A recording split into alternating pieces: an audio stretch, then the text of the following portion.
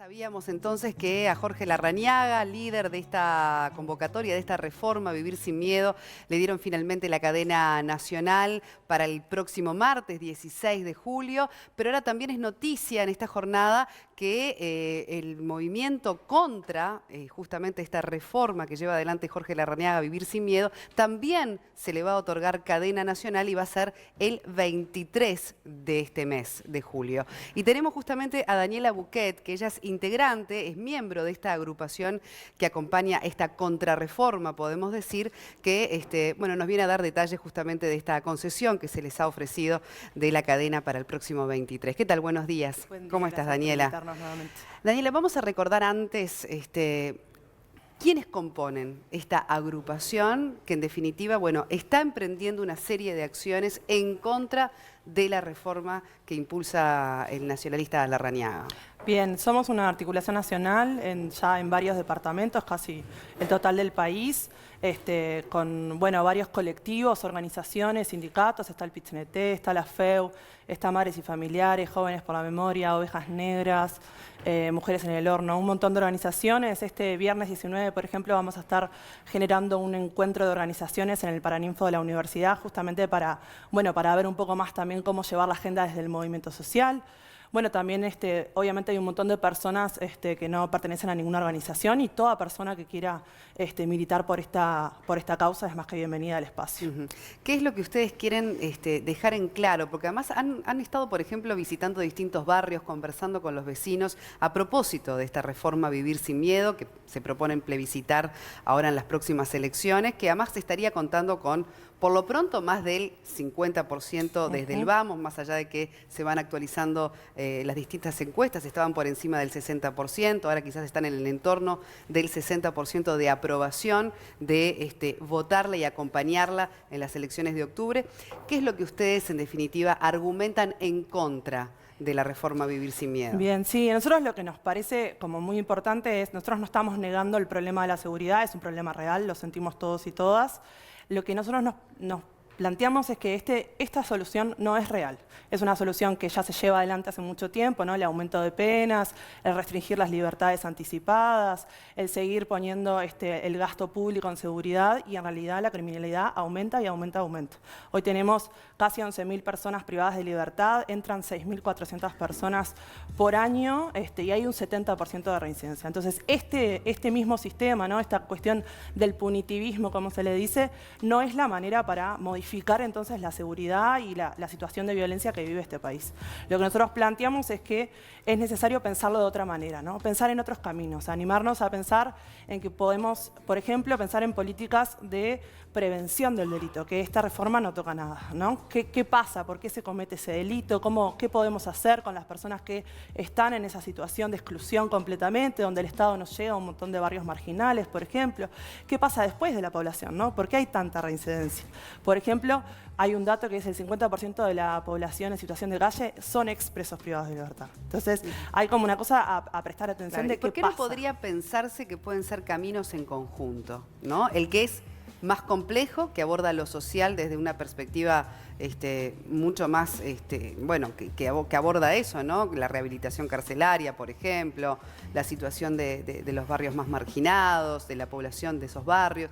Y después está el miedo de la gente, que de alguna manera sí está reflejado en este acompañamiento a la reforma de Larrañaga, que quieren quizás algunas medidas de forma más inmediatas, ¿no? En esa situación de inseguridad.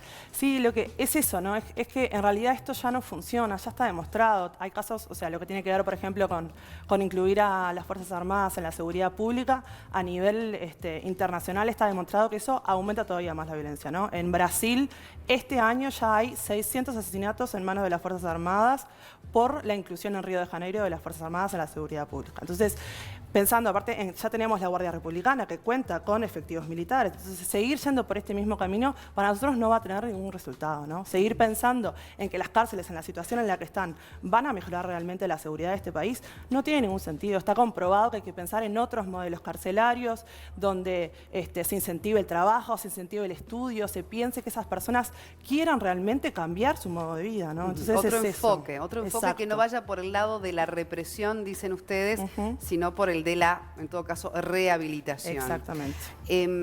Hay similitudes con lo que fue en el 2014 la campaña de No a la Baja, ¿no? Sí, Que también tenía en un principio consenso de más de la mayoría de la población y que luego, bueno, en las urnas no obtuvo el acompañamiento esperado. ¿Se han comunicado con los organizadores de, en aquel momento, la contrarreforma, ¿no? Ese plebiscito? ¿Son los mismos los que acompañan una y otra? ¿No?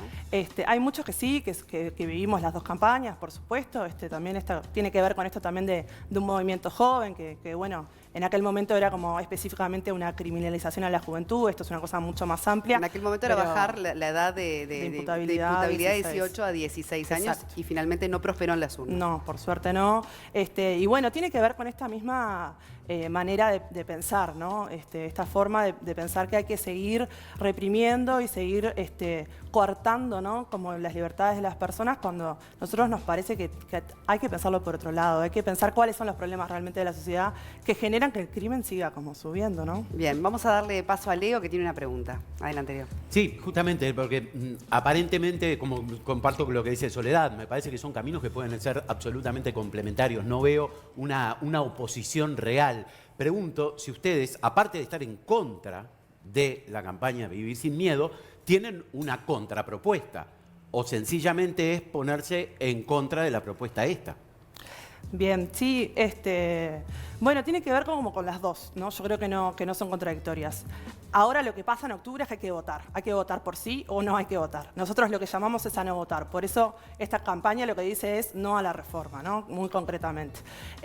Pero por otro lado esto, ¿no? Esta idea de los otros caminos, de pensar otras posibilidades realmente. Acá hay que exigirle al sistema político de nuestro país que piense en otras medidas, que piense en un gasto público efectivo para mejorar. Seguir gastando la plata de todos y todas en medidas que son ineficientes nos parece que no tiene ningún sentido, ¿no? Seguir como por este camino realmente es algo que ya está conocido, ya pasa hace más de 25 años en este país. Necesitamos pensar en otras medidas, ¿no? Políticas públicas que tengan que ver con lo que yo estaba planteando de la prevención, del egreso, pensar, por ejemplo, hay una ley que tiene que ver con las empresas públicas que licitan para hacer obras públicas que tienen que contar, por ejemplo, con el 5% de ex privados de libertad. Eso no se cumple. Es una de las medidas, por ejemplo. Bueno, pensar en que eso se llegue a cumplir, ¿no? O sea, pensar en las cosas. Seguir investigando los casos que tienen que ver con el extranjero, ¿no? Que son muy exitosos, por ejemplo, y que hay poco también estudio sobre eso, ¿no? Pensar en, por ejemplo, el número 6 de Punta de Rieles, la unidad número 6, que tiene un montón de otras medidas que están llevando adelante, que están siendo muy, muy fructíferas, yo creo.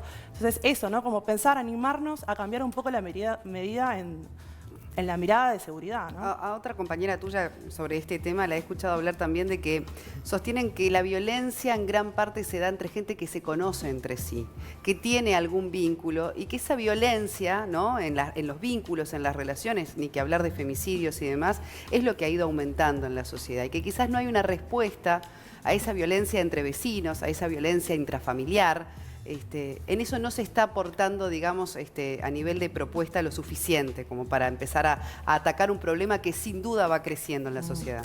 Sí, por eso nosotros planteamos que es un problema de convivencia, ¿no? Hay que pensar en cómo nos tratamos, en cómo valoramos al otro también, ¿no? En no pensar que hay un ellos y un nosotros, ¿no? Y una grieta que nos separa, sino que hay algo que nos tiene que empezar a hacer un clic, ¿no? A cambiar, de decir, bueno, ¿qué está pasando? Que hay gente que decide generar este tipo de violencia a otras personas ¿no? Para seguir su vida, ¿no? Claro, pero después, Daniela, también te puede pasar que recibís el mensaje de una madre, de un padre que te dice, cada vez que mi hijo sale de noche, no puedo dormir, estoy realmente en pánico de que le pase algo. Está la realidad también cotidiana sí. De ese miedo, que ustedes dicen, bueno, no hay que vivir con miedo, hay que vivir sin miedo, como dice la propia reforma de Larrañaga, pero que está en el sentimiento de mucha gente. ¿Y cómo se le responde, por ejemplo, a esas personas que realmente temen por la vida de sus hijos cuando salen, por ellas mismas, por tener un negocio? ¿Qué pasa con ellos? Sí, bueno, eso es como bien importante que se entienda que nosotros no estamos planteando que eso es una mentira, que no existe el miedo, ¿no? Pero sí hay que saber que también actuar desde el miedo es difícil, el miedo paraliza, entonces hay que tratar de tener como un poco la cabeza un poco fresca a la hora de tomar medidas como políticas públicas, ¿no?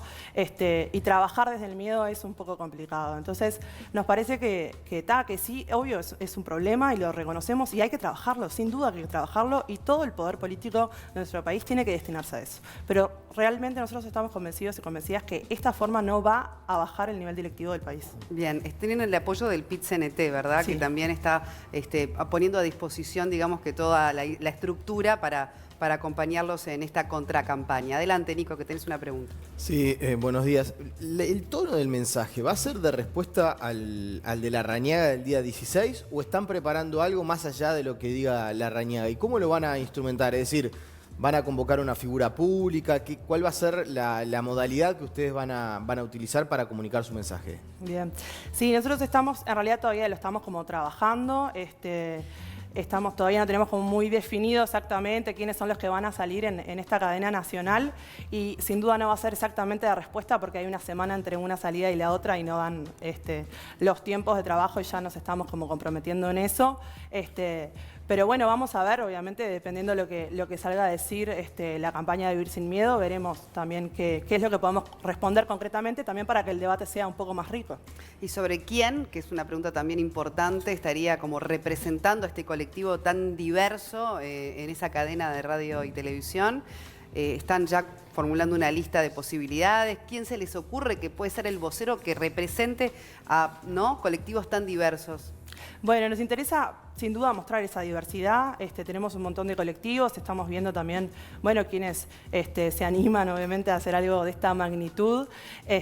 Nosotros somos 5 voceros hoy por hoy que representamos a la articulación, también tenemos voceros en todos los departamentos, queremos que el interior esté representado también, sin duda. Y bueno, a ver en todo caso si tenemos la posibilidad de contar con más apoyo de algunas personalidades, estamos sí, obviamente pensando Pero en eso elegirían también. más un representante, digamos, gremial, alguien del PIT-CNT, por ejemplo, como vocero, o preferirían a alguien que no se asocie necesariamente a algún colectivo en particular? Seguramente vamos a ir con personas más bien asociadas directamente a la articulación para esto de no hacer como una doble representación, ¿no?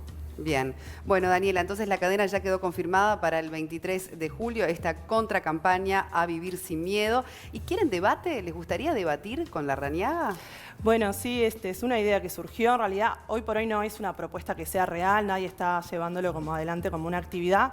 Ya han habido actividades igual donde hubo delegados de ambas dos campañas y ya se han generado como algunos pequeños debates en universidades sobre todo.